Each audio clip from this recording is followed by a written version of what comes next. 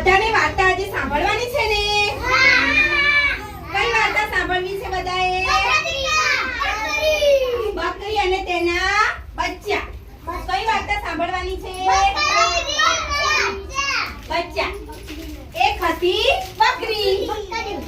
કોણ હતું? કેટલાય બકરી જોઈ છે? બધાએ. બકરી કેવું બોલે?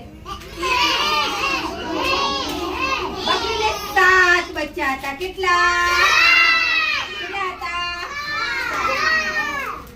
બકરીને 7 બચ્ચા હતા, પણ બકરીને રહેવા માટે ઘર હતું એટલે બકરીના બચ્ચા તો હતા. હવે બકરી બચ્ચા લઈને ક્યાં રહે દિલકુશ? ઘરમાં. પણ ઘર હતું એને? નહીં થાય. ઘર હતું એને? નહોતું. એટલે હવે બકરીને પહેલા શું બનાવવું પડે? ઘર. તો બકરીએ વિચાર્યું આજે તો હું ઘર બનાવીશ શીતલબેન.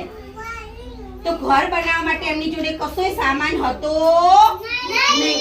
એટલે બકરી ચાલતી ચાલતી ચાલતી બકરી જંગલમાં રહેતી હતી. બકરી રોડ ઉપર ગઈ.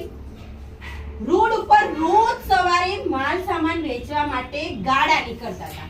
શું નીકળતું હતું? ગાડા. એક દિવસ બકરી જઈને રોડ ઉપર આમ બેસી ગઈ. એટલે વચ્ચેથી હલવાનું નહીં, બેસી રહેવાનું. એટલે ગાડું નીકળે તો ગાડું નીકળી શકે અહીંયાથી? રસ્તામાં કોઈ આમ બેઠું હોય, આપણને પથરો પડ્યો હોય તો નીકળી શકે? ના નીકળે. તો પેલું ગાડું નીકળી શક્યું નહીં. એટલે ગાડાવાળા ભાઈ નીચે ઉતરીને કહ્યું, બકરી બેન જવા દો ને. બકરી બેન કે ના હું તો નહીં જવા દઉં. તો ગાડાવાળા ભાઈ કે કેમ નહીં જવા દો? તો કે હું તો નહીં જવા દઉં. તાર કે કેમ? તો કે મારે તો ઘર બનાવવું છે. ગાડામાં હતો ગોળ. શું હતું? તો કે થોડો ગોળ આપી દે તો તારું ગાડું જવા દો. સારું. ગાડાવાળા ભાઈ કે લો બકરી બેન ગોળ અને જાઓ તમે અને મને પણ જવા દો. પછી પાછું પતી ગયું. બીજો દિવસ થયો. બકરીએ ફરીથી વિચાર્યું આજે ફરીથી જઈને રોડ ઉપર બેસીશ. આજે ફરીથી ગાડા નીકળશે અને મારું ઘર બનાવવા માટે બીજી વસ્તુ હું લઈ આવીશ.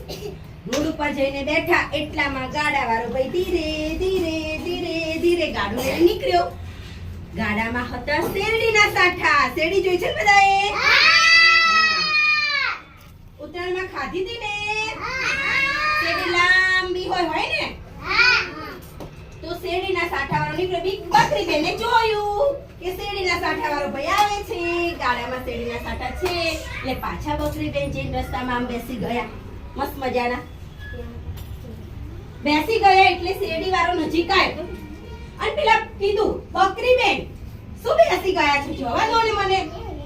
તો કે જવા તો દો, પણ બેચા શેરડીના સાઠા આપ તો જવા દો.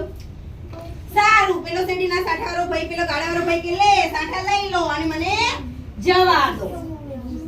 સનીભાઈ પછી નીકળી ગયા પેલા શેરડીના સાઠા લઈને ગાડાવાળો ભાઈ.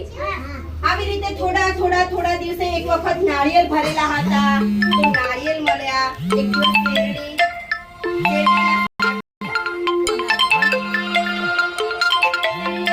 હતા.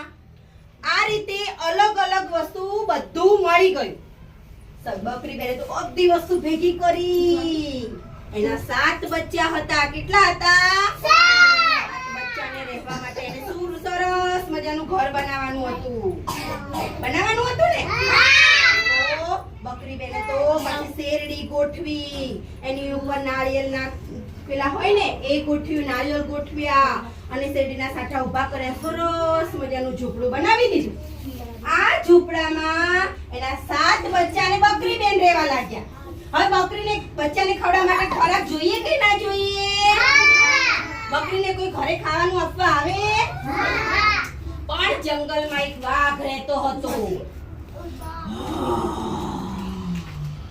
વાઘ બહુ વિચિત્ર હતો. બધા બચ્ચાને ખાઈ જાય એવો બકરી બેનને ડર હતો.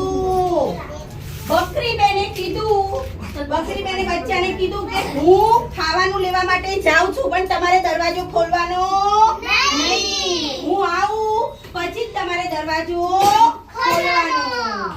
બકરી બેનના બચ્ચા તો હોશિયાર હતા કે સારું હું દરવાજો ખોલીશ નહીં.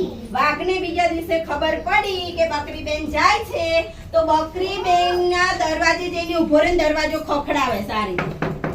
તમારી મમ્મી તમને એકલા મૂકીને જાય ઘરમાં તો ઘરની બહાર નહીં નીકળવાનું. કોઈ બી આવે તો તમને ઉપાડી જશે. અત્યારે બધા બહુ કિસ્સા બને. રોડ ઉપર નહીં રખડવાનું. એટલે આગળ પછી એને શીખવાડ્યું ગોળ કેરી ભીતલડી શેરડી કેરા સાઠા. બકરી બેન બોલ્યા ભટુડા દરવાજો ખોલો.